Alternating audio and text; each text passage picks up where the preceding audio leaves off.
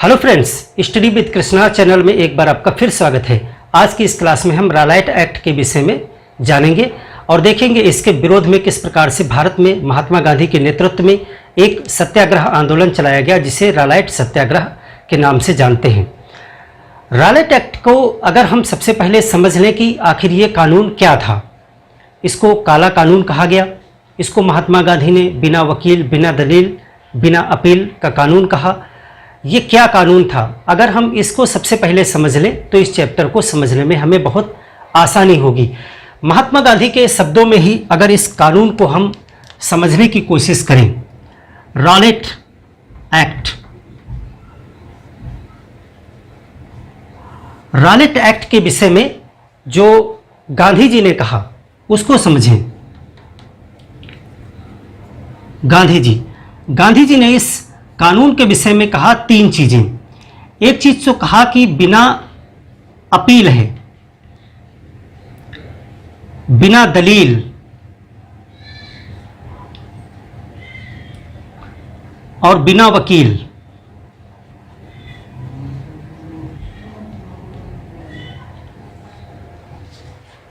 यह कानून एक ऐसा कानून था, इसके अंतर्गत यदि किसी व्यक्ति को गिरफ्तार किया जाता है तो वो ना तो किसी न्यायालय में अपील कर सकता था, ना ही वो अपने लिए किसी वकील को कर सकता था, और उसे जो है सिर्फ शंका के आधार पर गिरफ्तार करके 2 वर्ष तक का कारावास दिया जा सकता था गुप्त अदालत के कार्रवाई के आधार पर। इसीलिए इसे गांधी जी ने बिना अपील, बिना दलील और बिना वकील का कानून कहा। मोहम्मद अली जिन्ना ने इसे काला कानून कहा और अनेकों नेताओं ने इसका विरोध किया और भारत में रालाइट सत्याग्रह इसके खिलाफ किया गया। तो अंग्रेजों को इस प्रकार का एक कानून बनाने की क्या आवश्यकता पड़ी, इस पे हम बात करेंगे कि क्यों उन्होंने एक ऐसा कानून बनाया जिसमें किसी व्यक्ति को सिर्फ शंका के आधार पर गिरफ्तार करके 2 वर्ष तक के लिए जेल में डाला जा सकता था। उस व्यक्ति को वकील करने का अधिकार क्यों नहीं दिया गया, उसको किसी अदालत में अपने इस गिरफ्तारी के विरोध में अपील करने का अधिकार क्यों नहीं दिया गया। ये कौन सी परिस्थितियां भारत में थी और अंग्रेजों को इस प्रकार का कानून लाने की क्या ज़रूरत पड़ी। सबसे पहले हम इस पहलू को समझेंगे कि अंग्रेजों को क्या ज़रूरत थी कि इस प्रकार का कानून लेकर के वो आए, और उसके बाद हम ये देखेंगे कि इस कानून की प्रतिक्रिया के फलस्वरूप भारत में जो रालाइट सत्याग्रह किया गया उसके लिए कौन कौन सी चीज़ें जिम्मेदार थीं। तो देखिए, अगर हम परिस्थितियों पर बात करें, रालाइट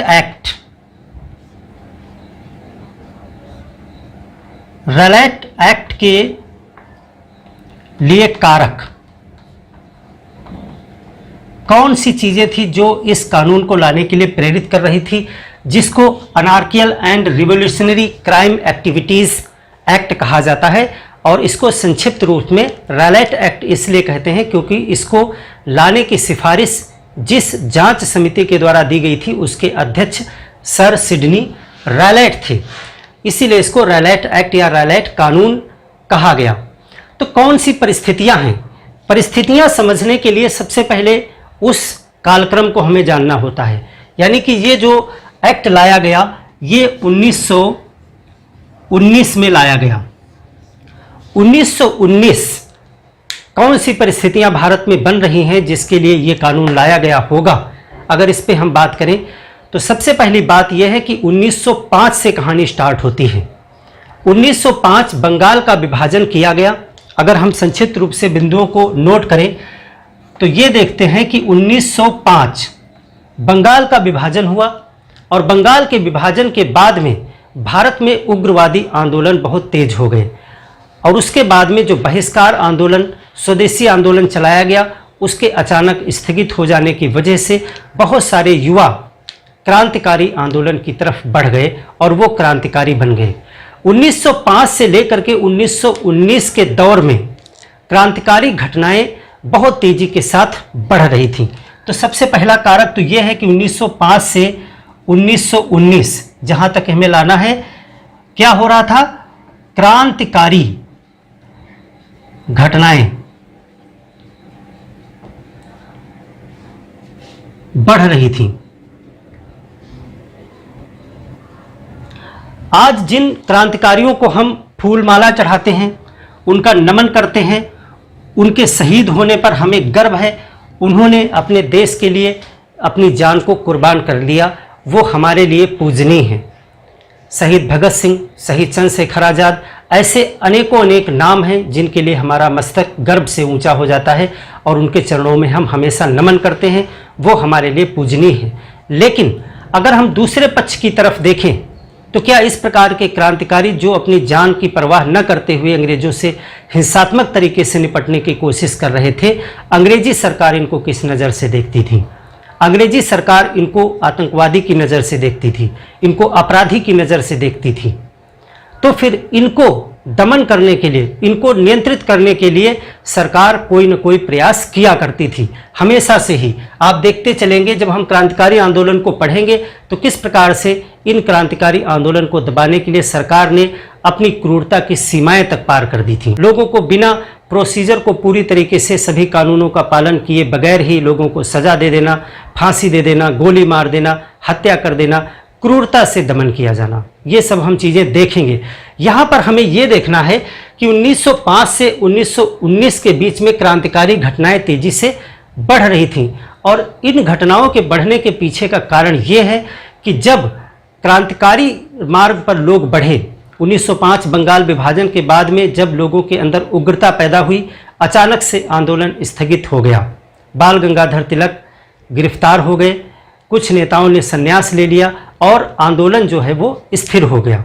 लेकिन जो गर्मजोश वाले युवा थे उनको नेतृत्व प्रदान किया उन नेताओं ने, उन लोगों ने जो अत्यधिक उग्र विचारधारा के थे, वो हिंसात्मक जो कार्रवाई करने से भी पीछे नहीं हटते थे। उन्होंने उन युवाओं को नेतृत्व प्रदान किया। इसी वजह से 1905 के बाद में क्रांतिकारी घटनाओं में बढ़ोतरी हो गई। तो एक ये रीजन बन रहा था। दूसरी चीज़ अगर हम देखें तो 1914 से 18 विश्व युद्ध था, विश्व युद्ध प्रथम। विश्व युद्ध प्रथम के दौरान सरकार ने एक कानून लॉन्च किया था, भारत रक्षा विधेयक, डिफेंस ऑफ इंडिया एक्ट। उस कानून के तहत जो है इसी तरह का बिल्कुल था और ये गलत नहीं था। युद्ध काल की परिस्थितियों में किसी भी सरकार को इस प्रकार के कानून बनाने की आवश्यकता पड़ती है जिसमें कुछ पहले से चले आ रहे कानूनों में ऐसा परिवर्तन किया जाता है ताकि शंका के आधार पर लोगों को गिरफ्तार किया जा सके, ताकि किसी प्रकार की अराजकता न फैलने पाए। आज भी आप देखते हैं कि आपके देश में बहुत सारे इस प्रकार के कानून हैं जिनमें जो हमारे संविधान के द्वारा प्रदत्त अधिकार हैं उनका भी उल्लंघन किया जाता है।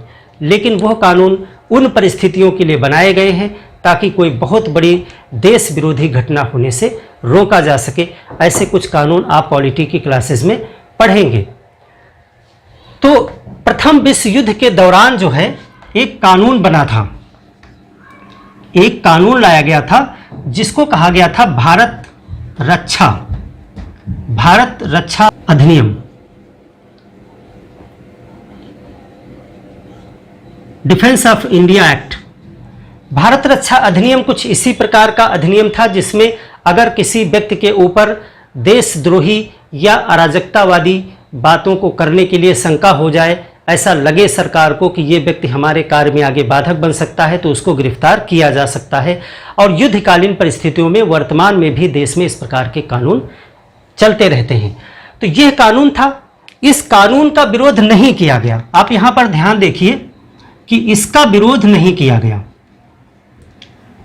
इसका विरोध नहीं किया गया। क्यों नहीं किया गया? क्योंकि इस प्रकार के कानून जो है लगाने का किसी भी सरकार के पास अधिकार होता है, क्योंकि उसको देश का संचालन करना है। इसके बाद क्या हुआ? आपने देखा कि प्रथम विश्व युद्ध 18 में समाप्त, प्रथम विश्व युद्ध 1918 में समाप्त हो रहा था, धीरे धीरे समाप्ति की तरफ था, युद्ध कम हो रहा था और यह कानून भी अपनी लास्ट डेट की तरफ पहुंच रहा था, समाप्ति की तरफ। जितने दिन के लिए इसे पारित किया गया था, तो भारत रक्षा कानून भी इसी के साथ साथ क्या है, ये जो रक्षा कानून है समाप्ति की तरफ था।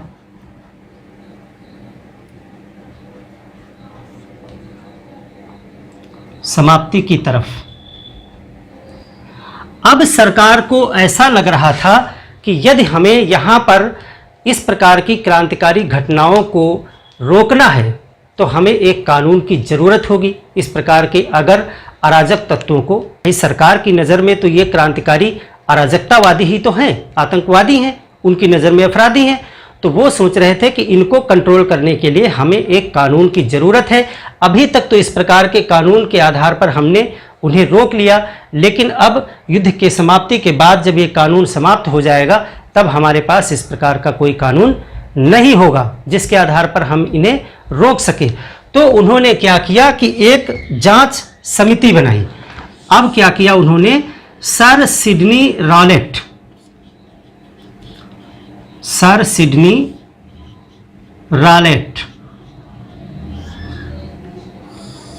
की अध्यक्षता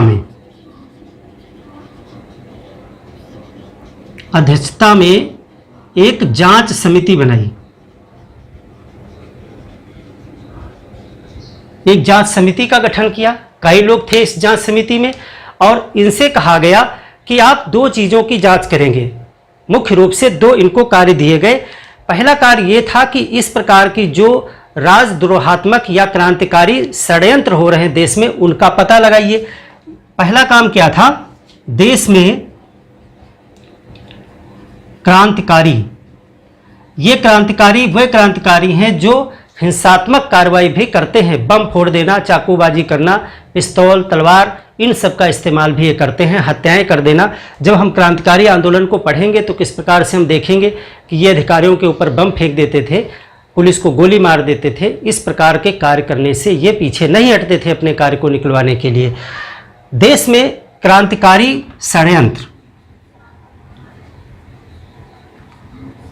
षड्यंत्रों का पता लगाना इस समिति का काम था कि आप इस प्रकार के षड्यंत्रों को समझें, उनका पता लगाएं, क्या इनके पीछे कैसी प्रक्रियाएं हैं, कौन लोग शामिल हैं। और दूसरा चीज, एक ऐसा मार्ग तलाश करें, एक ऐसा मार्ग तलाशें, कोई तरीका बताएं जिससे इन्हें नियंत्रित किया जा सके।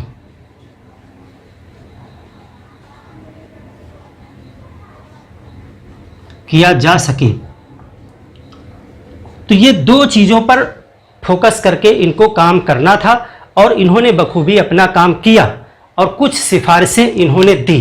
पहले हम ये देख लेते हैं कि इनकी कमेटी में और कौन से लोग थे। 3-4 नाम हैं जो आपसे पूछे जा सकते हैं।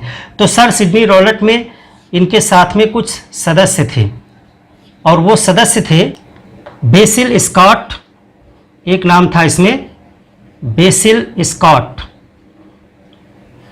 ये जो है बंबई के चीफ जस्टिस थे, बंबई के चीफ जस्टिस सीजे थे। दूसरे जो इसमें व्यक्ति शामिल थे कुमार स्वामी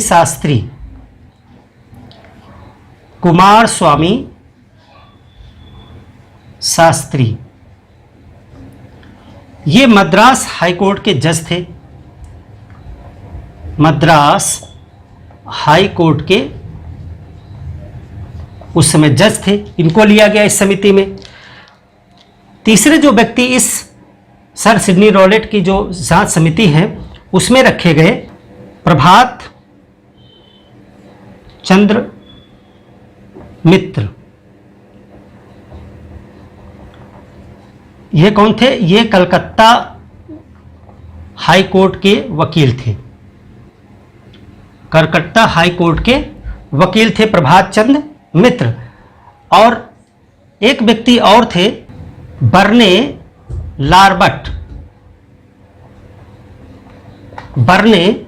लार्बट। ये यूपी के बोर्ड ऑफ रेवेन्यू के सदस्य थे, बर्ने लार्बट।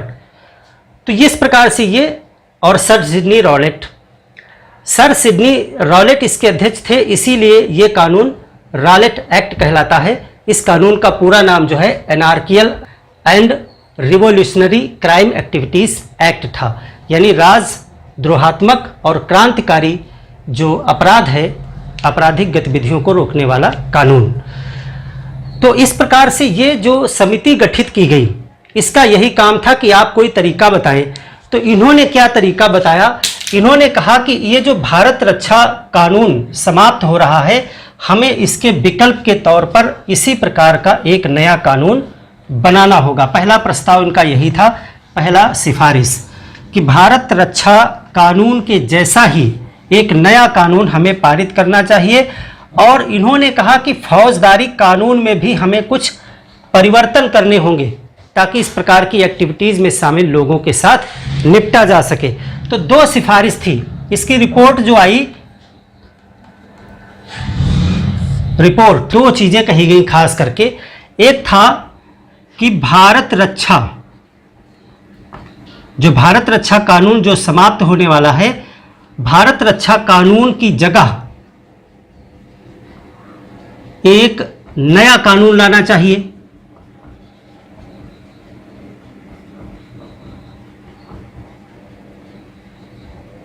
जो बिल्कुल वैसा ही कार्य करे। दूसरा, इन्होंने कहा कि कुछ फौजदारी कानून में भी हमें परिवर्तन करना होगा ताकि क्रांतिकारियों से निपटा जा सके। दूसरा प्रस्ताव इन्होंने किया कि फौजदारी कानून में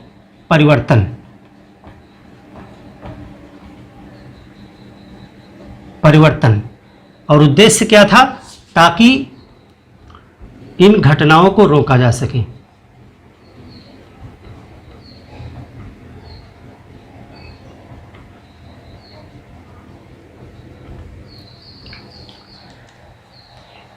और इनकी रिपोर्ट को ही आधार मानते हुए, यानी कि इनकी सिफारिशों को मानते हुए, मार्च 1919 में ये कानून पारित कर दिया गया, जिसको रॉलेट एक्ट के नाम से जाना जाता है। तो क्या किया गया? मार्च 1919 में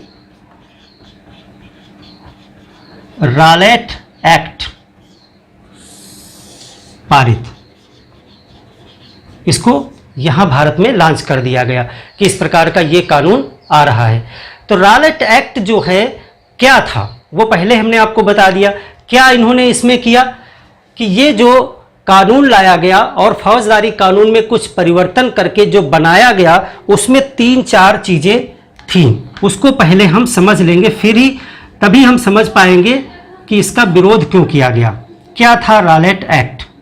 आपने ये समझ लिया रॉलेट एक्ट क्यों लाया गया, क्योंकि इस प्रकार की गतिविधियों को, क्रांतिकारी गतिविधियों को वो रोकना चाह रहे थे।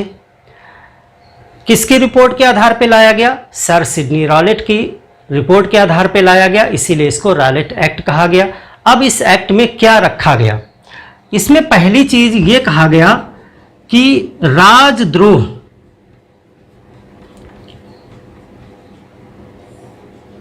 राजद्रोहात्मक कार्य की शंका होने पर गिरफ्तार कर लिया जाएगा। अगर आपसे कह दिया जाए कि आपको शंका के आधार पर गिरफ्तार कर लिया जाएगा, तो फिर इसका कोई सबूत ही नहीं है। शंका तो वो किसी व्यक्ति के ऊपर कर सकते हैं। अगर कल को उन्हें महात्मा गांधी के ऊपर शंका होगी तो महात्मा गांधी को गिरफ्तार कर लेंगे। परसों उनको जो है भगत सिंह के ऊपर शंका होगी तो भगत सिंह को गिरफ्तार कर लेंगे। जिस व्यक्ति से उन्हें ये लगेगा कि हमारे लिए, हमारे शासन के लिए ये व्यक्ति जो हमारे विरोध में खड़ा हो रहा है, तो उसको वो इसी कानून के तहत गिरफ्तार कर सकते थे, क्योंकि इस कानून का दुरुपयोग अंग्रेज अवश्य करेंगे, क्योंकि ऐसा उनका पीछे का इतिहास रहा है कि उन्होंने हर कानून का दुरुपयोग किया है। जब से ईस्ट इंडिया कंपनी आई थी तभी से उन्होंने अपनी नीयत को बखूबी स्पष्ट किया है, क्योंकि उनको बादशाहों की तरफ से दस्तक मिलता था, उस दस्तक का भी वो दुरुपयोग किया करते थे अपने व्यवसाय को बढ़ाने के लिए। तो फिर ऐसा कैसे हो सकता है कि उनके हाथ में इस प्रकार का एक कानून आएगा और वो अपने स्वार्थ सिद्धि के लिए इसका दुरुपयोग नहीं करेगा? इसकी कोई गारंटी नहीं ले सकता था। तो उन्होंने कहा कि राजद्रोहात्मक एक्टिविटीज़ अगर होंगी, कोई अनार्कियल या रिवोल्यूशनरी एक्टिविटीज़ है, आपके ऊपर संदेह अगर होता है तो आपको गिरफ्तार कर लिया जाएगा। ठीक है, गिरफ्तार कर लिया, उसके बाद क्या होगा?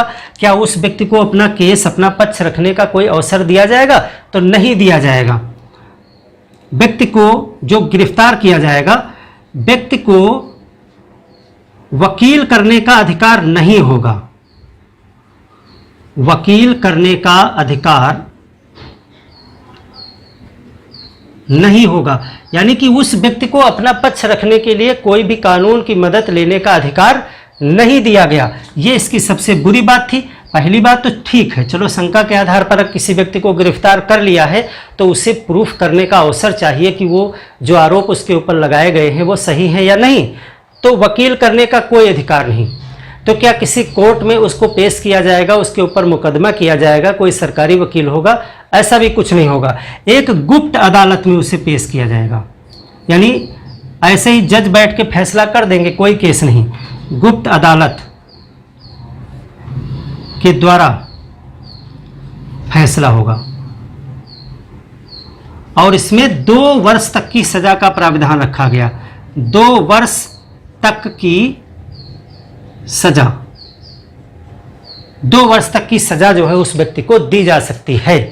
तो इस कानून का अंग्रेजों का उद्देश्य ये था कि जो भी इस प्रकार की क्रांतिकारी घटनाएं व्यक्ति करते हैं, शंका के आधार पर हम उनको गिरफ्तार करेंगे और 2-2 वर्ष के लिए उनको हम जेल में डाल देंगे और हम इस सिचुएशन को आसानी से हैंडल कर लेंगे। एक चीज़ पर अगर आप विचार करें, जितनी हत्याएं या जितनी क्रांतिकारी घटनाएं जो आप देखते हैं हमारे देश के जो शहीद हैं उन्होंने की थी, उससे कहीं ज़्यादा हत्याएं सत्ता में बैठे हुए जो सरकारी कर्मचारी थे, सरकारी मुलाजिम थे, उनके आदेशों से की गई। जलियांवाला बाग कांड में आप देखते हैं कि एक ही दिन में, कुछ ही देर में उन्होंने हजारों आदमियों को मौत के घाट उतार दिया। उतना तो पूरे क्रांतिकारी आंदोलन में सभी क्रांतिकारियों ने मिल करके भी अंग्रेजों की हत्या नहीं की होगी जितना जनरल डायर के एक आदेश पे लोगों को मार दिया गया।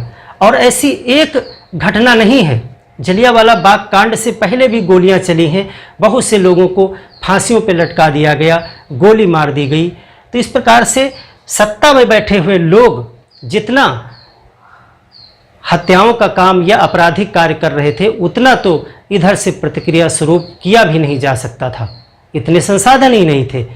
लेकिन फिर भी इस प्रकार का एक कानून लाया गया। इस कानून का विरोध भारत में पुरजोर तरीके से किया गया। तो अब हम उन परिस्थितियों पर विचार करते हैं कि इस कानून को लाते ही इतना विरोध क्यों किया गया और फिर हम देखेंगे किस प्रकार से ये सत्याग्रह किया गया।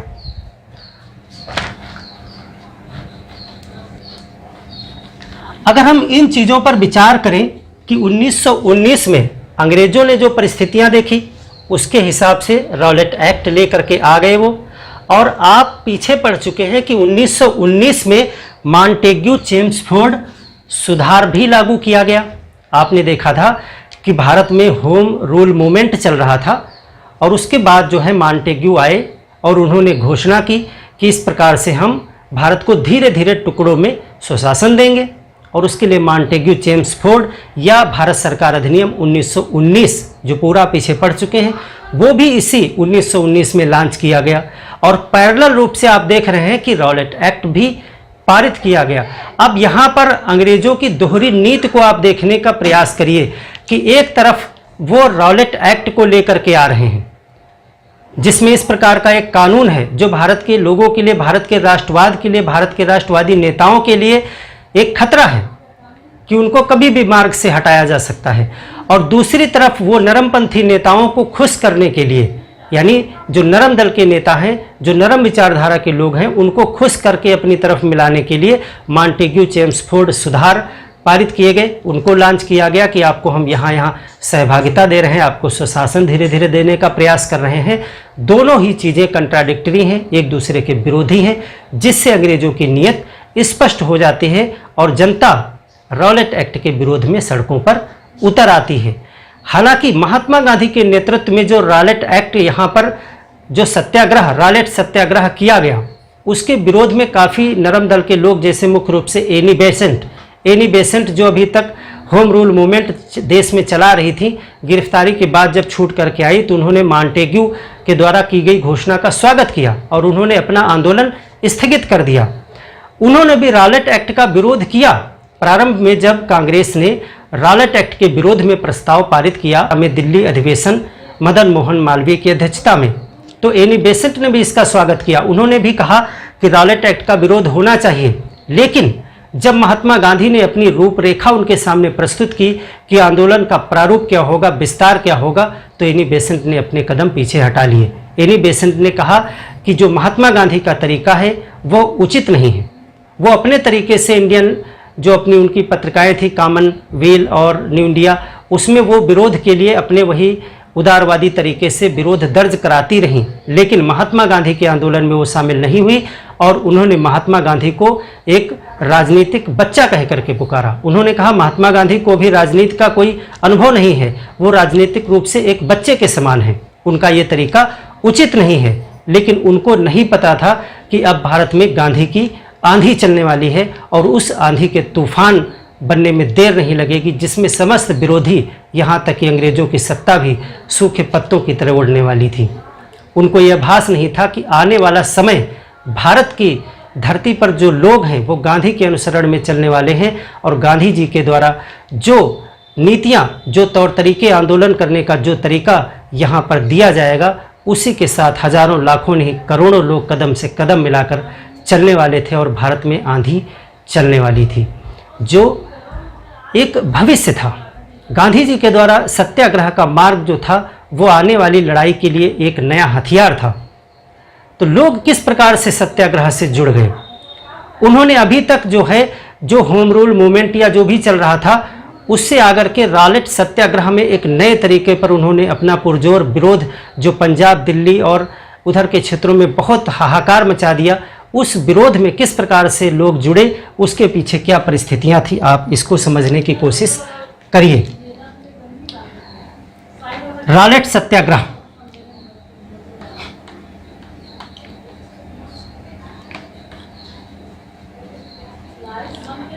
क्या परिस्थितियां थी, कौन कौन सी चीजें रॉलेट सत्याग्रह के पीछे काम कर रही थी? सिर्फ और सिर्फ रॉलेट एक्ट ही विरोध का कारण नहीं था। यह तो एक तत्कालिक एक चिंगारी है। अगर आपसे पूछा जाता है कि रॉलेट एक्ट, रॉलेट सत्याग्रह के क्या कारण थे, रॉलेट सत्याग्रह करने का मेन वजह तो रॉलेट एक्ट ही है, लेकिन इसके पीछे काफ़ी परिस्थितियां हैं, काफ़ी चीज़ें हैं, काफ़ी विरोध है, काफ़ी उबाल है लोगों के अंदर। उन सब चीज़ों का मिला जुला रूप जो है वो रॉलेट सत्याग्रह के रूप में दिखाई पड़ेगा। तो देखिए, यहाँ पर प्रथम विश्व युद्ध से बात करेंगे। प्रथम विश्व युद्ध से बढ़ा करों का बोझ।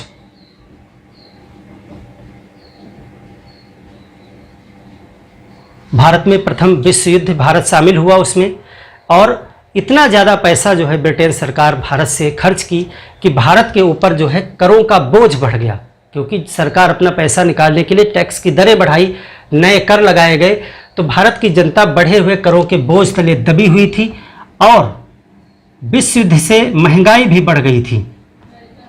विश्व युद्ध से महंगाई में वृद्धि हो गई थी, कर का बोझ अलग बढ़ा, महंगाई में अलग वृद्धि हुई। आपने देखा था कि विश्व युद्ध के दौरान जो है भारत के कुछ स्वदेशी उद्योग थोड़ा बहुत फले फूले थे, क्योंकि विदेशों से सामान आना बंद हो गया। इस वजह से जो भारत के वस्त्र उद्योग जैसे उद्योग थे उनको थोड़ा ऑर्डर ज़्यादा मिलने लगे और यहाँ के उद्योग फले फूले। लेकिन ये चार साल ही चल पाया और जैसे ही विश्व युद्ध समाप्त हुआ उसके तुरंत बाद स्थितियाँ पुनः अपने पूर्ववत रूप में आने लगी और फिर से जो है भारत के उद्योग नुकसान की तरफ जाने लगे। तो ये भी एक कारण था कि विश्व युद्ध में, प्रथम विश्व युद्ध में भारतीय उद्योग, भारतीय कुछ उद्योग, सभी नहीं, पीछे हम पढ़ भी चुके हैं इस चैप्टर को, भारतीय कुछ उद्योग फले फूले थे, यानी बढ़ोतरी हुई थी, फले फूले थे। लेकिन युद्ध के समाप्ति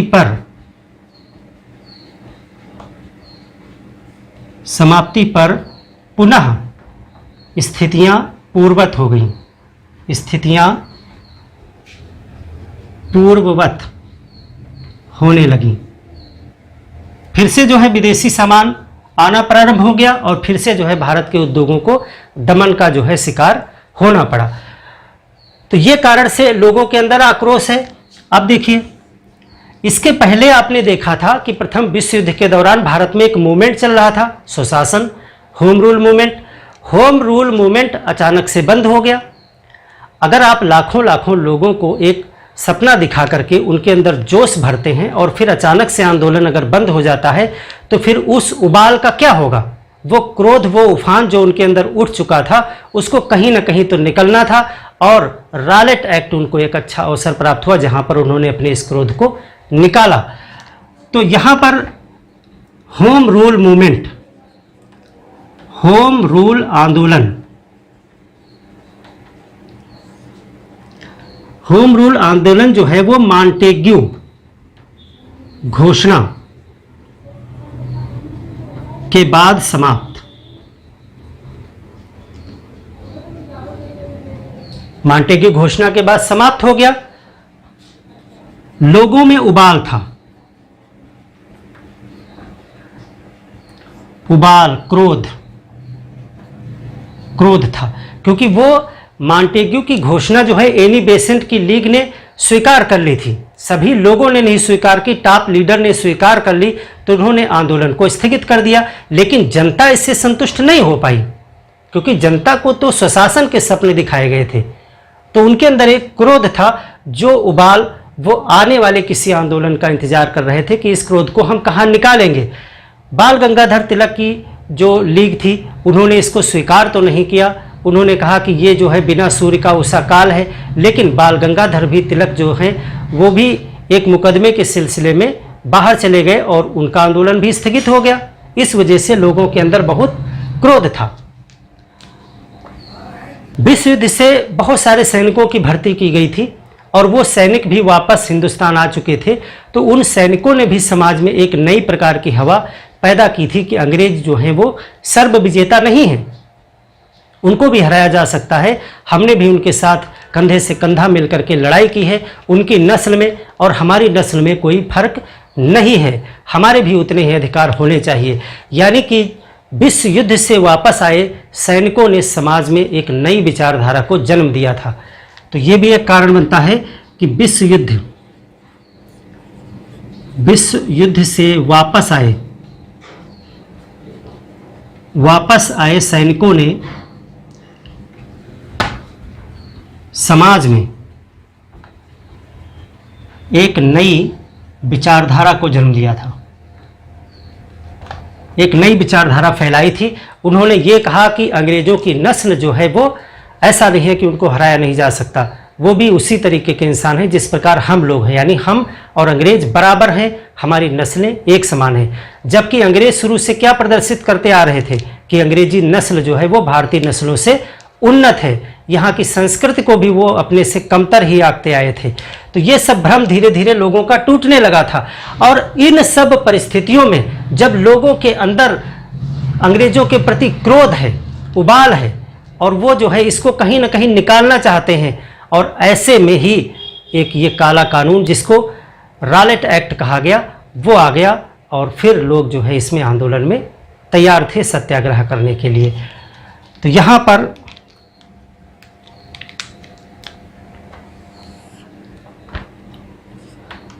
ऐसी परिस्थितियों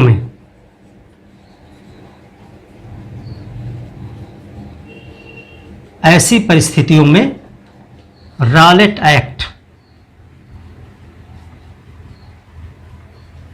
एक्ट का आना एक चिंगारी के समान था।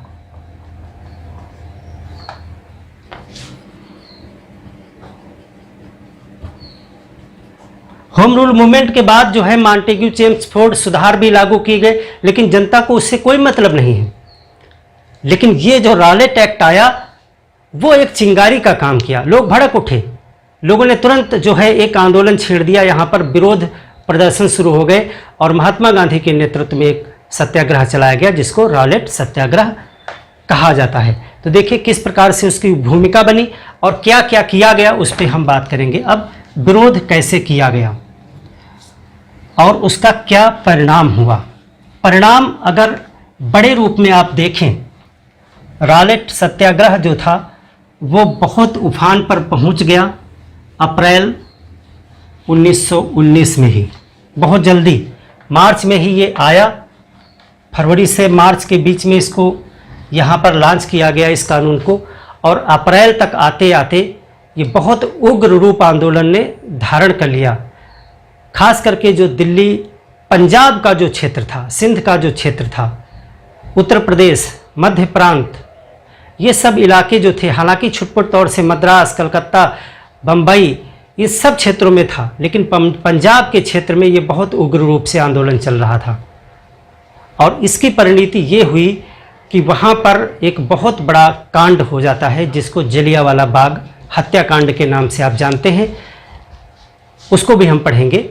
और उसके बाद इस आंदोलन को स्थगित करना पड़ा, क्योंकि वो हमारे इतिहास के पन्नों में दर्ज एक इतनी मार्मिक घटना है, इतनी एक क्रोधित कर देने वाली, अंग्रेज़ों की जो क्रूरता है उसकी अति है वो, कि किस प्रकार से उन्होंने लाचार, बेबस और शांति के साथ सभा कर रहे बूढ़े, बच्चे, महिलाएं, जवान, किसी को भी उन्होंने दया की दृष्टि से नहीं देखा और अपनी क्रूरता की अति कर दी।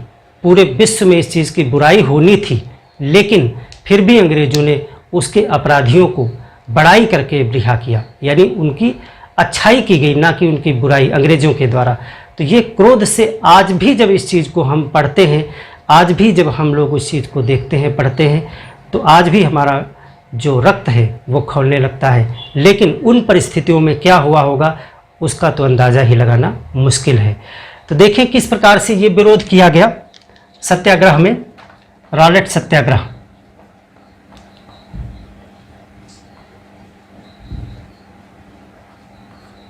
विरोध 1918 कांग्रेस का दिल्ली अधिवेशन,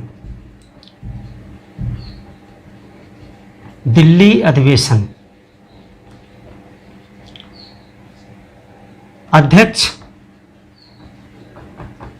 पंडित मदन मोहन मालवीय।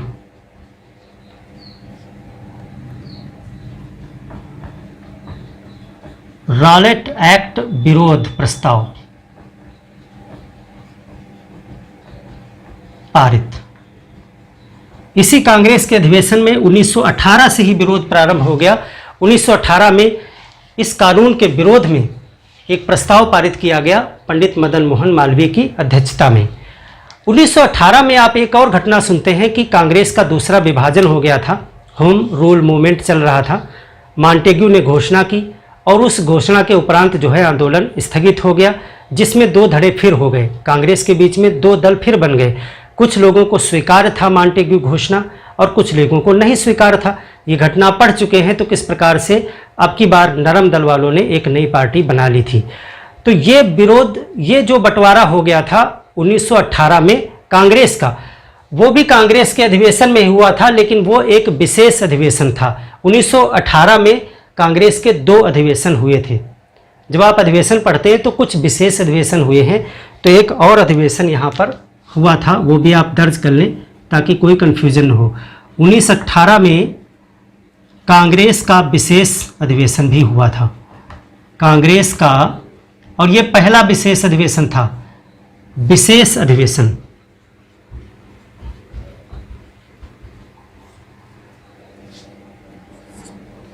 अभी एक चैप्टर आपका छूटा हुआ है, चैप्टर नंबर आई थिंक 62, जिसमें आप पढ़ेंगे कांग्रेस के सभी अधिवेशनों के विषय में। तो उसको मैंने इसीलिए छोड़ रखा है कि पूरा नेशनल मूवमेंट पढ़ने के बाद में हम सभी जो प्रमुख अधिवेशन हैं उनमें क्या क्या हुआ था और कौन अध्यक्ष था वो प्रश्न बनते हैं, तो उसको एक साथ कंसाइज कर देंगे शॉर्टकट में एक जगह पर।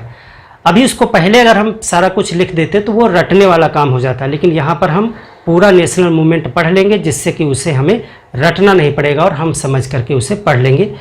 तो ये कांग्रेस का जो विशेष अधिवेशन हुआ था, ये हुआ था बम्बई में।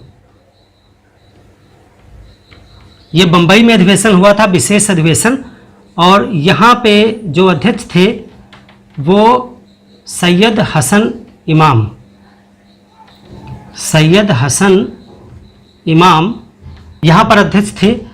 और यहाँ पर क्या हुआ था, कांग्रेस का बंटवारा हो गया था। कांग्रेस का विभाजन हो गया था फिर से। सेकंड विभाजन है ये, सेकंड।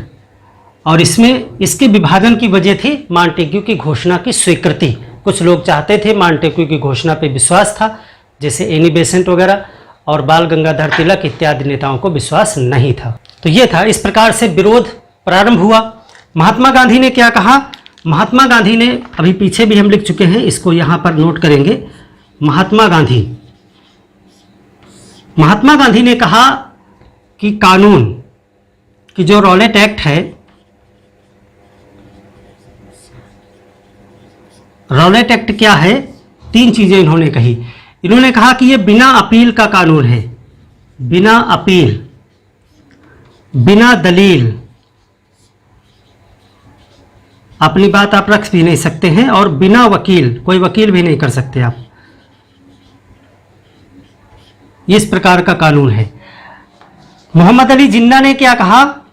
ये सभी विचार आपसे पूछे जाते हैं, इसीलिए इनको अच्छे से दर्ज कर लेंगे अपनी नोट्स में आप, क्योंकि ये सभी प्रश्न आए हुए हैं, किसने क्या कहा था।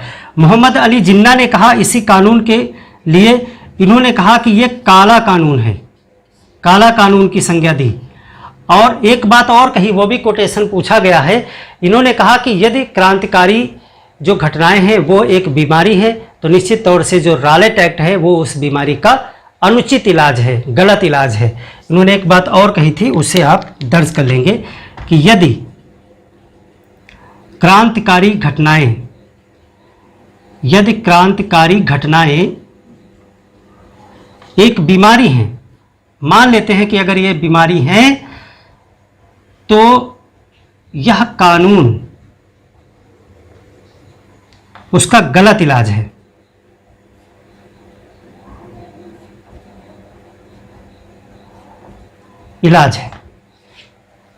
सभी लोगों ने इसका विरोध दर्ज किया। केंद्रीय विधायिका से कई लोगों ने इस्तीफा दे दिया, उसको भी नोट करेंगे। वो भी प्रश्न आपसे पूछा जाता है कि रॉलेट एक्ट के विरोध में किन किन लोगों ने केंद्रीय विधायिका से इस्तीफा दे दिया था। तो केंद्रीय विधायिका से इस्तीफा किसने किसने दिया था? केंद्रीय विधायिका से इस्तीफा, इसमें भी 3 लोग थे। मोहम्मद अली जिन्ना,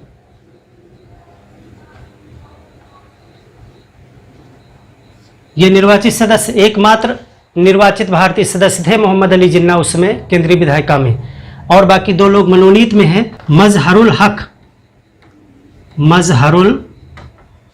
हक और पंडित मदन मोहन मालवीय।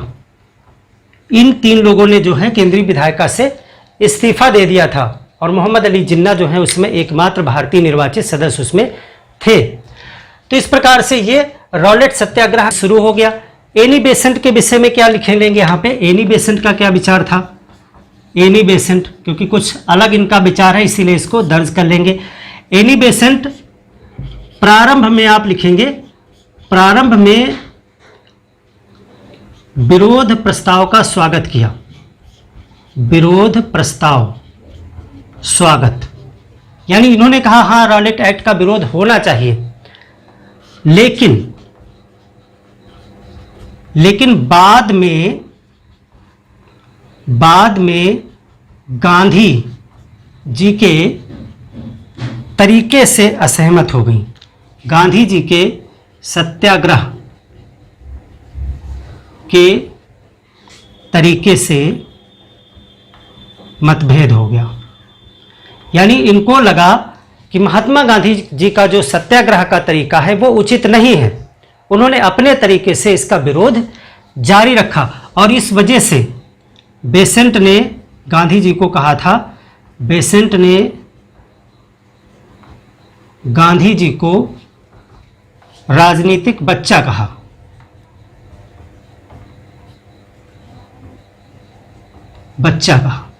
उन्होंने कहा कि भी राजनीति में कच्चे हैं। महात्मा गांधी अपने तरीके से विरोध करती रहीं, अपने तरीके से कॉमनवेल्थ और न्यू इंडिया, ये इनकी पत्रिकाएं हैं सभी। इंडिया में लेख लिख करके,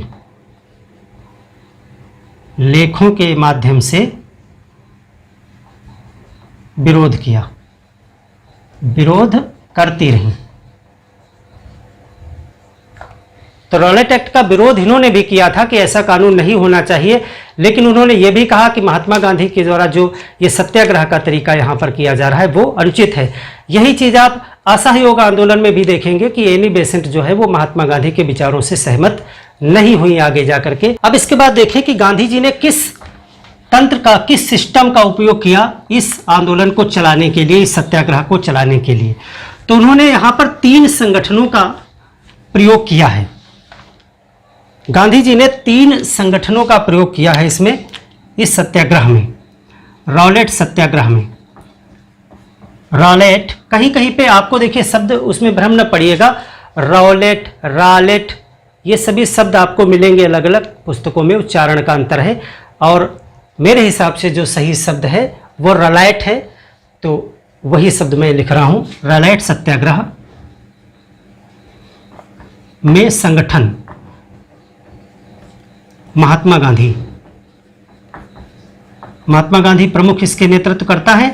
3 संगठन इन्होंने यहाँ पर इसके प्रयोग किए हैं। 3 संगठनों का पूरा स्ट्रक्चर इस आंदोलन में उन्होंने हायर कर लिया, और वो था, पहला था home rule league. Home rule league, इसी समय करंट में ये होम रूल मूवमेंट चल ही रहा था। 18 में वो भी समाप्त हुआ, 17 के बाद में जब मांटेग्यू घोषणा हुई तो उसकी सारी ब्रांचेज, उसके सारे सदस्य गांधी जी ने अपने इस आंदोलन में खींच लिए, और उसके पूरे स्ट्रक्चर का, उसकी शाखाओं का, उसकी पूरी सिस्टम प्रणाली का उपयोग इस सत्याग्रह में गांधी जी ने किया। तो होम रूल लीग, और इसमें 2 लीग हैं, आपको पता है 2 लीग हैं। एक है बाल गंगाधर तिलक वाली, बाल गंगाधर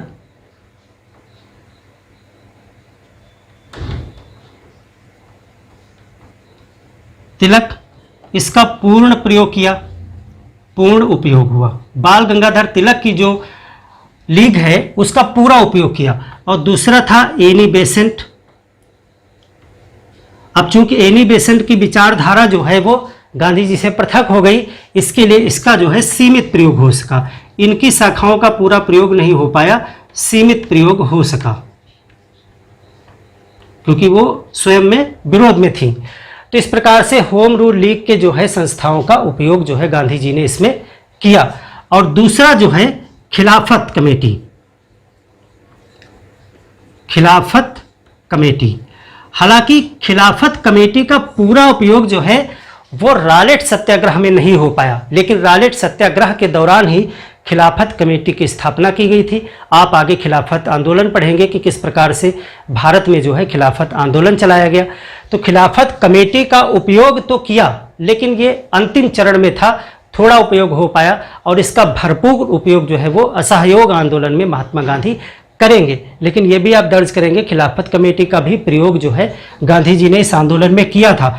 और तीसरा जो है सत्याग्रह सभा, सत्याग्रह सभा।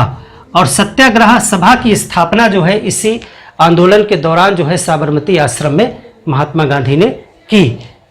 ये जो है साबरमती आश्रम, साबरमती आश्रम में स्थापना की गई इस सत्याग्रह सभा की। सत्याग्रह सभा का क्या काम होता था? सत्याग्रह सभा का काम ये था सत्याग्रह की ट्रेनिंग देना, सत्याग्रह का प्रशिक्षण देना, ये इसका काम था। ये जो सत्याग्रह सभा साबरमती आश्रम में महात्मा गांधी ने स्थापित की, इसका काम है कि लोगों को सत्याग्रही बनाना, लोगों को सत्य और अहिंसा के मार्ग पर कैसे चलना है, लोग स्वावलंबी कैसे बनेंगे, कैसे इस सत्याग्रह के मार्ग पर चलेंगे, उसके लिए प्रशिक्षण देते थे। क्योंकि महात्मा गांधी का मानना था, जैसा मैंने पीछे भी बताया था आपको, कि जिस प्रकार से एक सशस्त्र सैनिक को प्रशिक्षण की आवश्यकता है, तो सत्याग्रही को भी एक प्रशिक्षण की आवश्यकता है, क्योंकि यह भी एक बहुत जटिल प्रक्रिया है। सत्याग्रह का प्रशिक्षण देना इस सभा का काम था और इसकी स्थापना साबरमती आश्रम में महात्मा गांधी के द्वारा की गई और इसका उपयोग भी जो है वो इसी आंदोलन में किया गया। और जो है सत्याग्रहियों के हस्ताक्षर, ये सत्याग्रहियों, जो सत्याग्रही होते थे लोग, सत्याग्रह पे मार्ग पे चलने वाले लोग को सत्याग्रही कहा जाता था। तो सत्याग्रहियों के हस्ताक्षर इकट्ठा करना, हस्ताक्षर एकत्र करना, सबके हस्ताक्षर करवाना, ये भी एक इसका काम था इसी सत्याग्रह सभा का। और ये कैसे चलती थी? ये दान पर चलती थी, स्वेच्छा से, यानी वॉलेंटियर थी। इसमें कोई ऐसा नहीं कि कोई रोजगार का अवसर था कि आप आइए और वेतन मिलेगा आपको। ये दान चंदा पे चलती थी और स्वेच्छा से लोग इसमें काम करते थे, यानी वॉलेंटियर थी सत्याग्रह सभा। इसके बाद में जो है कैसे ये आंदोलन आगे बढ़ा और किस प्रकार इसका अंत हो गया, इसको हम पढ़ेंगे।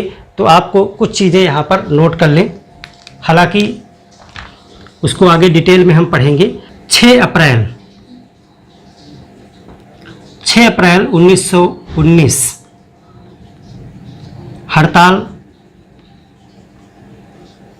हड़ताल प्रारंभ पूरे शहर में। ये जो है हड़ताल प्रारंभ की गई। 7 अप्रैल 1919 7 अप्रैल 1919 सत्याग्रही एक साप्ताहिक पत्र शुरू किया गया, साप्ताहिक प्रकाशन। सत्याग्रही नाम की एक मैगजीन या पत्र निकालना शुरू किया गया जो साप्ताहिक था। ये 7 अप्रैल से कहाँ कहाँ पे इसका विस्तार हुआ? मुख्य रूप से अगर देखें तो ये जो सत्याग्रह था, जो रॉलेट सत्याग्रह था, ये पंजाब, गुजरात, दिल्ली, सिंध, बम्बई के क्षेत्र में बहुत तीव्र था। तो विस्तार की बात करें, कहाँ कहाँ पे इसका विस्तार हुआ इस आंदोलन का, तो विस्तार की बात करें तो ये पंजाब को सबसे पहले दर्ज करेंगे क्योंकि पंजाब में बहुत तीव्र है। पंजाब, दिल्ली, गुजरात तो है ही, गुजरात तो सेंटर है, गुजरात, बम्बई उसी के निकट, और सिंध, इन सब क्षेत्रों में क्या है? तीव्रतम है, बहुत तेज है ये आंदोलन। इसके अलावा संयुक्त प्रांत,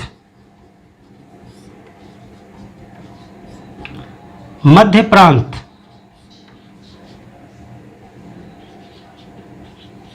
बरार, बिहार, मद्रास, बंगाल में भी विस्तार है। यानी कि अगर आप देखें तो पूरे भारत में इसका विस्तार हुआ, लेकिन पंजाब, दिल्ली, गुजरात, बंबई, सिंध इत्यादि क्षेत्रों में ये बहुत तीव्रतम था। और आप देखेंगे पंजाब में सबसे बड़ी घटना दर्ज की गई जलियांवाला बाग कांड के नाम से। तो ये कांड हो गया कुछ ही दिन में 13 अप्रैल को। यानी ये आंदोलन शुरू हुआ और जल्दी ही इसने जो है एक तेज आंधी का रूप ले लिया और 13 अप्रैल तक आते आते ये अपने चरम पर था। बहुत सारे नेताओं को गिरफ्तार किया गया और उन्हीं नेताओं की गिरफ्तारी के विरोध में एक जगह जनसभा हो रही थी। अपने नेताओं को छुड़ाने के लिए, जन जागरूकता के लिए एक सभा की जा रही थी जलियांवाला बाग में। एक बाग थी जिसको जलियांवाला बाग कहा जाता था, वो कई तरफ से बंद थी, उसमें आने जाने के बहुत सकरे एक ही 2 मार्ग थे। और वहाँ पर जनरल डायर जो है वो अपने सैनिकों के साथ आ जाता है और निहत्थे और अहिंसात्मक रूप से जो सभा कर रहे थे लोग, उन पे गोलियां चलाने का आदेश दे देता है और उसमें हजारों लोग मारे जाते हैं। सरकारी आंकड़े कुछ भी बताते हों, लेकिन कितने लोग उसमें मारे गए, कितने लोगों ने अपने प्राणों का बलिदान उसमें दे दिया, यह एक बहुत बड़ी बात थी। उस हत्याकांड के बाद में गांधी जी बिल्कुल स्तब्ध रह गए और उन्होंने आंदोलन तुरंत वापस ले लिया और कुछ समय के लिए स्थगित करने का प्रस्ताव रखा। लेकिन स्थगन के बाद में पुनः इस आंदोलन को जीवित नहीं किया जा सका और ये आंदोलन समाप्त हो गया। तो किस प्रकार से इस रॉलेट सत्याग्रह से, इसी में हम 2 पॉइंट और नोट कर लेंगे ताकि यह एक पूरा चैप्टर बन जाए। आप यहाँ पर इतना नोट कर लिए। उसके बाद में नोट करेंगे 13 अप्रैल 1919 अमृतसर जलियांवाला बाग कांड हो गया। जलियांवाला बाग हत्याकांड, हजारों लोग मारे गए।